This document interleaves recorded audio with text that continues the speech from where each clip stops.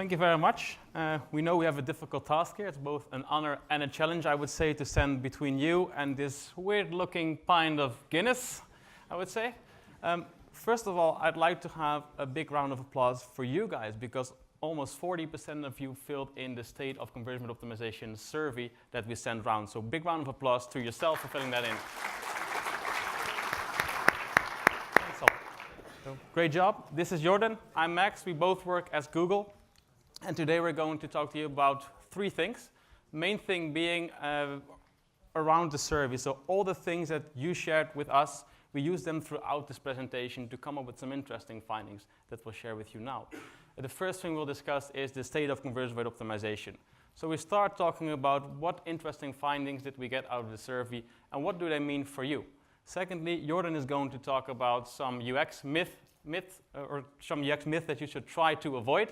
And then we'll end with a view on the future of conversion rate optimization, which we think is very interesting, and hopefully you think as well, which is about what you said, all the information you gave us, but we also asked this question to some industry experts, both within Google and outside of Google. So lots of views mixed together to come up with something interesting.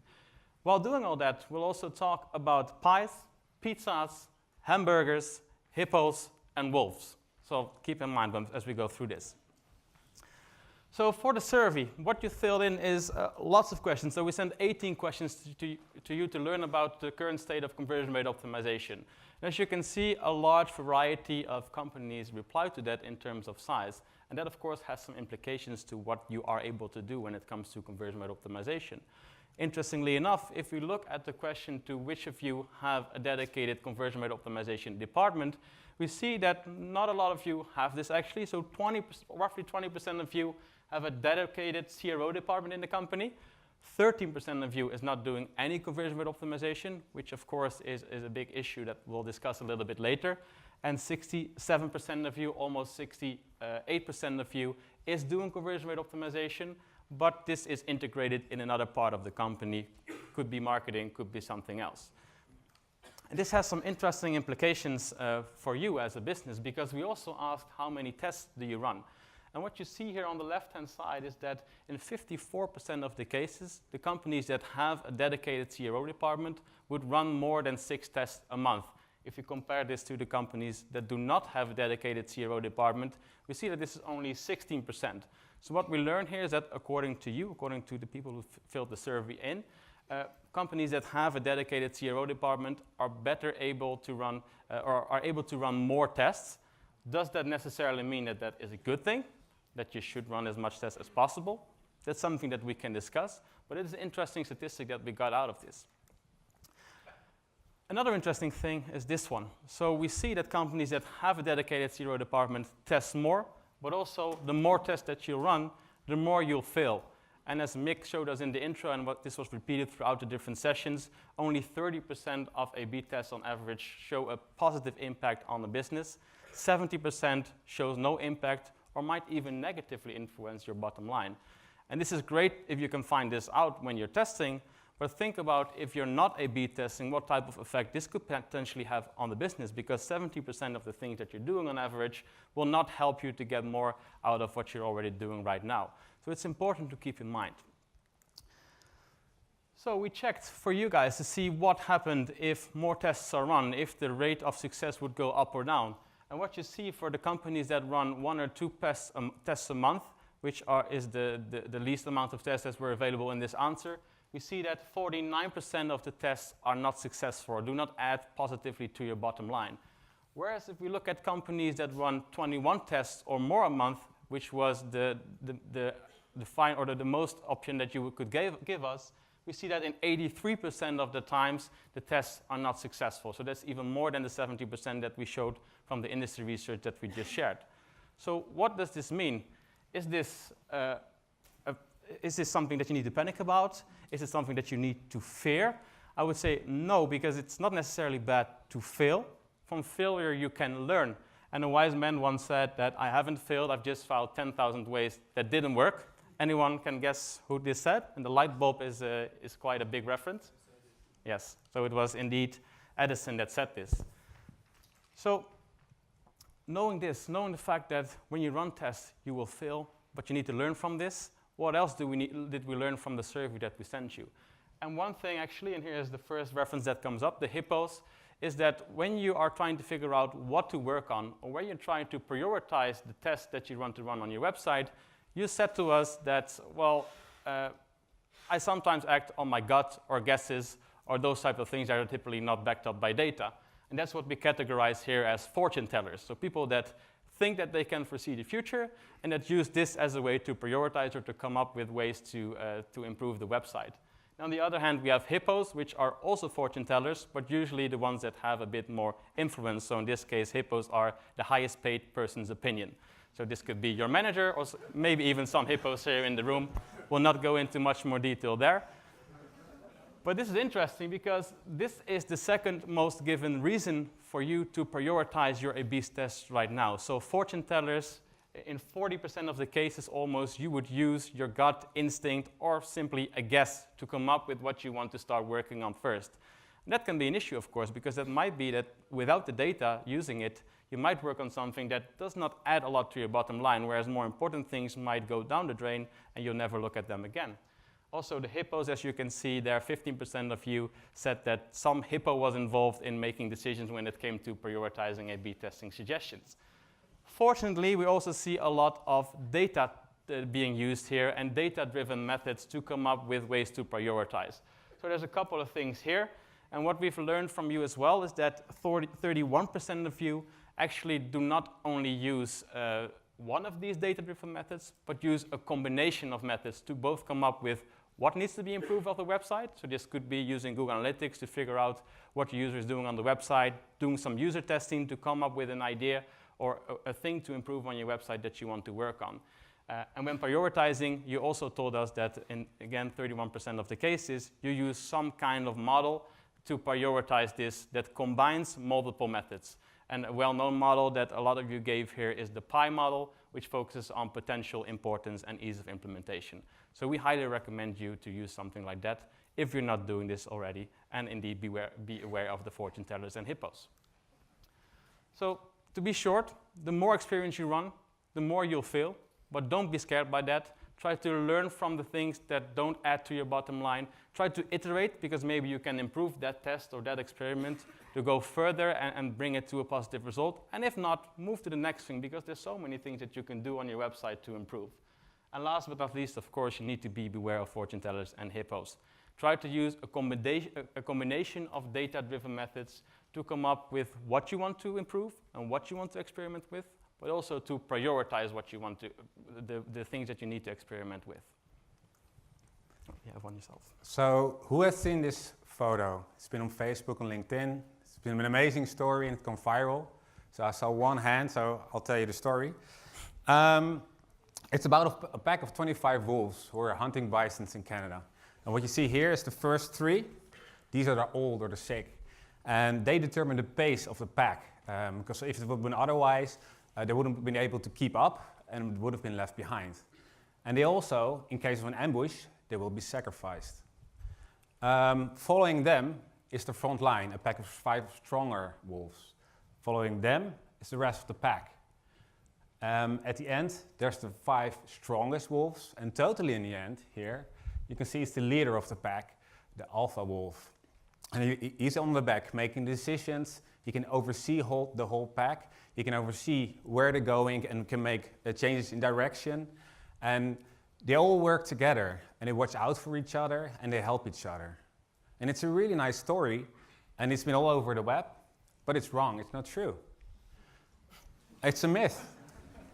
So actually, it's a photo taken by David Attenborough in 2011 in his documentary Frozen Planet. And what actually the story behind it really is, this is the leader of the pack. It's not a man, it's the female alpha wolf, the strongest one. And she flattens the snow to make it easier for the wolves following. And they follow in a single line to save energy. And there's no possibility of an ambush, because wolves are on the top of the food chain. They have no natural enemies. So it's a really nice example of that sometimes you think a story is true, or is in one way, when it's actually in a different way. So we're talking about myth. And we asked you, does your website have an automatic homepage slider? And half of you said yes, and half of you said no. And the big question is, of course, why do you use an automatic homepage slider? And there's a couple of reasons why you can use them. First of all, homepage real estate is really expensive. So an homepage slider gives you the opportunity to put multiple messages above the fold. And everybody wants to be on the homepage, so it's a really political situation. And multiple messages gives everybody a possibility to be on the homepage. And there's more monetization, which some product manufacturers will pay money to put their products on the homepage. And more products equals more money. And designers really love sliders. They really love them. But what about your customers? Do they really like them? Are you thinking about your customers when you're designing a homepage slider? And don't you think that like moving messages will really help persuade them to buy your products? Might it not be that we're actually annoying our customers and that they're even paying less attention to it, and that we're actually creating slider blindness? And sometimes it seems that when there's a homepage slider on the homepage, optimizing stops. Everybody's focusing on getting their message into the homepage slider. So ask yourself, have you all A/B tested and optimized and tried to find the most effective way to use a homepage slider? So I came up with like 3 rules for using a homepage slider. And the first one is the most important. Don't use a homepage slider. And the second one is even more important. Don't use a homepage slider. But if you do want to use a homepage slider, make sure that you're relevant, give relevant information, that you A/B test and optimize them, and make them as user-friendly as possible to get the most out of it.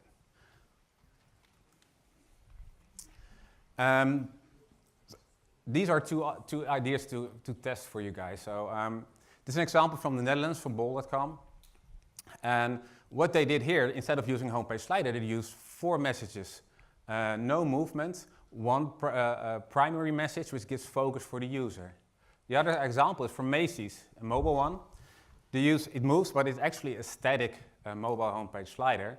And they trigger their customers to interact with it by showing already a part of the second proposition, which gives the user control, which is really important. Another myth, the hamburger menus. And we asked you guys, do you use a hamburger menu? And everybody, or 75% of you said, yes, we use them. But actually, the only reason where you use a hamburger menu is at McDonald's. Because we assume that we know that our users know what's behind the hamburger menu. And if they did, why would we see, if we're testing a hamburger menu and we change it to text like menu, if it really worked, we wouldn't see a difference, but we still see differences when we A/B test hamburger menus. And if it works so really well, why do we feel we have to explain what a hamburger menu does? If it really works well. And if something is important and we want our customers to find it, why do we hide it? Why do you hide it? And if you want them to find it, if you want customers to find our products and buy our products, why do we put the menu with everything so as far away as possible where they cannot reach it with their thumbs? I know there's other important information on the right side, login, shopping cart, but first our customers need to find our products before they can buy them. So Jacob Nielsen did research on the discoverability about hamburger menus and hidden navigation. And discoverability is actually cut in half when you use it. And also time task is higher and perceived task difficulty increases. So the big question remains, why do we use hamburger menus? Everybody uses them. Why is that? Are we just looking at other websites when we're thinking about creating new ideas or improving our website? Or is it just really, really hard to make really good navigational elements on mobile websites? I think it's a combination of both. So for the third myth, it's about site speed. So Soasta did research using artificial intelligence to look at the main drivers for mobile bounce rate. And these are the main drivers, and I'm going to look at one of them, full page load time, so the time it takes for the full page to load. And what they found is that pages that bounce are 53% slower than pages that don't bounce. And in a couple of years, we've been disregarding page load time as a meaningful metric to look at when looking at conversion and mobile bounce rate. But this data says full load time is really important. We were thinking, it's only important that everything above the fold needs to load really fast. This data contradicts that. You have to look at the whole page. So to summarize, think about why you're using sliders and improve upon them. Only use hamburger menus at McDonald's. And when you get back, check your full page load time. We also asked, what are your biggest conversion rate optimization challenges? And you gave a lot of answers, so there's not really one thing that really sticks out. It also makes it more difficult to find one solution, but it also says something about the complexity of conversion rate optimization at the moment. So we'll look at the first three, IT resourcing.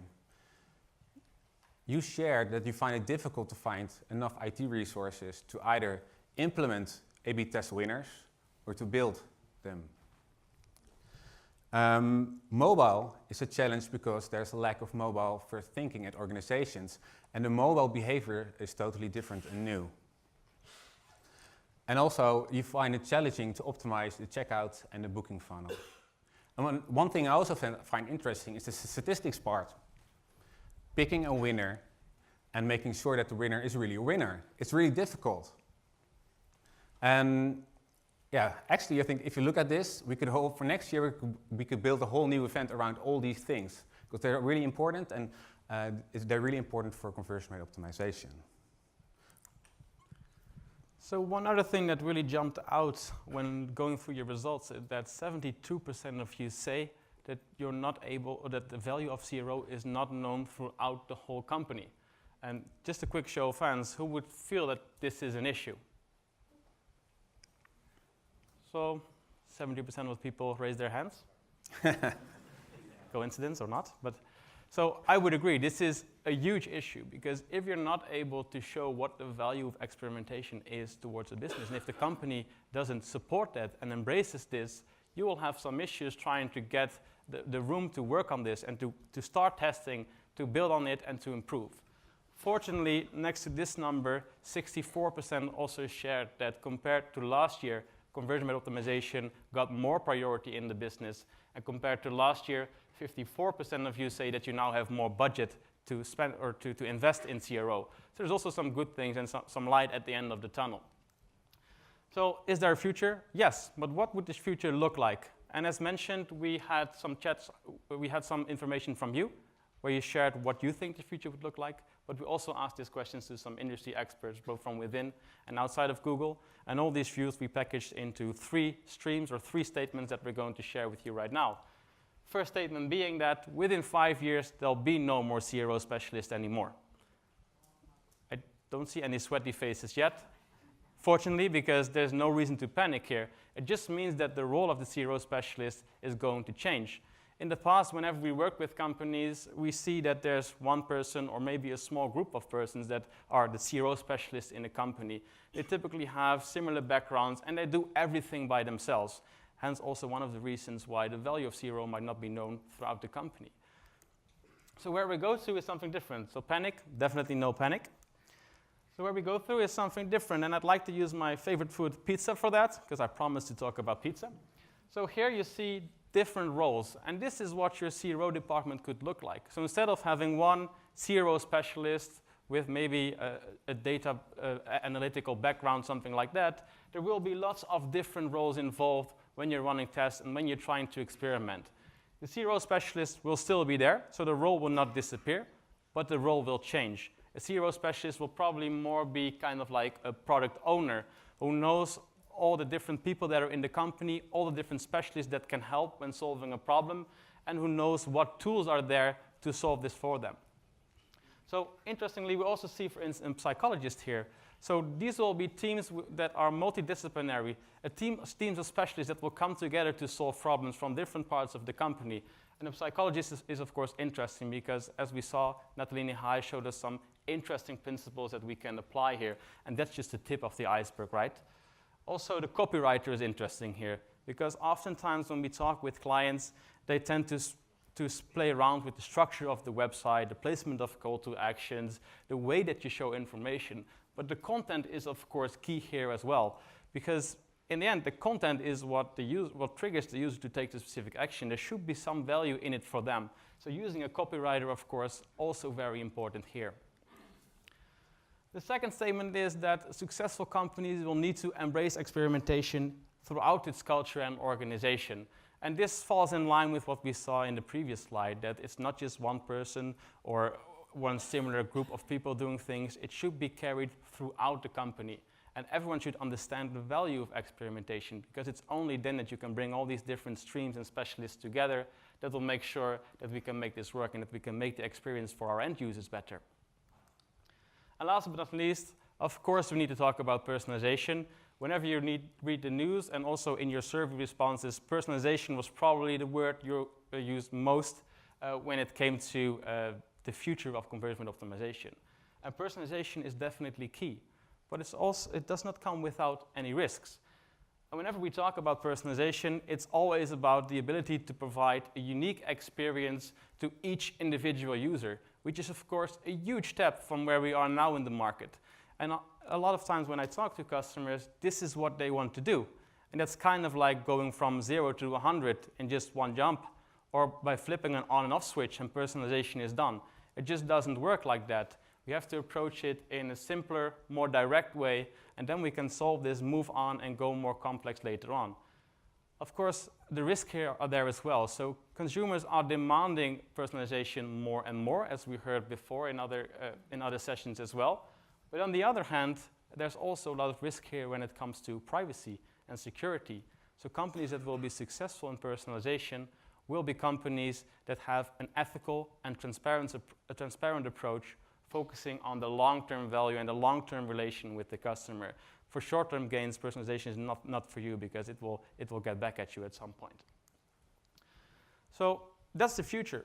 But what can we do now? Because, as I said, the holy grail here is to provide a unique experience to each individual user. But that's complex. The technology might not even be ready for this in most of the cases. So what can you do now? So instead of focusing on this individual experience, try to focus on the ability to learn from your data. So, for instance, dive into your Google Analytics account. Try to find interesting segments or groups of users with similar behavior. Try to see what it is that they want and provide a unique experience or a more relevant experience to these type of users, and experiment with that using your A/B testing tool. And interestingly enough, whenever you run an A/B test, you also have the ability to apply segments on the results. And from these different segments, you can then identify other sub-segments that could be very interesting for you to experiment with and to provide a different view on.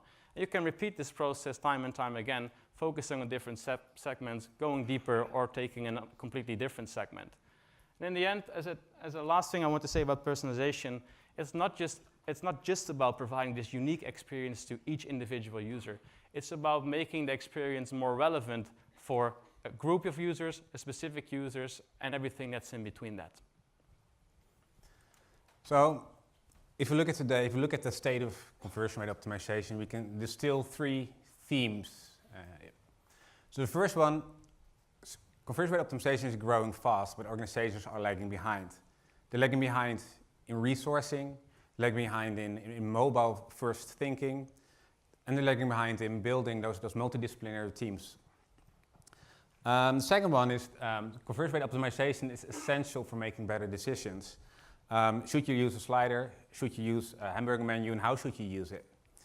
And as already discussed, if 70% of A/B tests doesn't lead to a positive result or even a negative result, you need to test to make better decisions. And conversion rate optimization facilitates faster learning, and by that making better decisions. But most of all, most importantly, it gives you insights in the way customers are making their decisions. And last, well, Max was already talking about it, the future of Zero is creating that unique experience for each user. And we're not quite there yet, but you can already start by A/B testing and looking at your segments. But don't forget to get your basics of conversion rate optimizations right first. And we should look for a new name for conversion rate optimization. Because all the work that we do, it doesn't really fit in conversion rate optimization. There's so much more that we do. So for tonight at the party, when you need a conversation starter, this is a good question to ask. So thank you very much.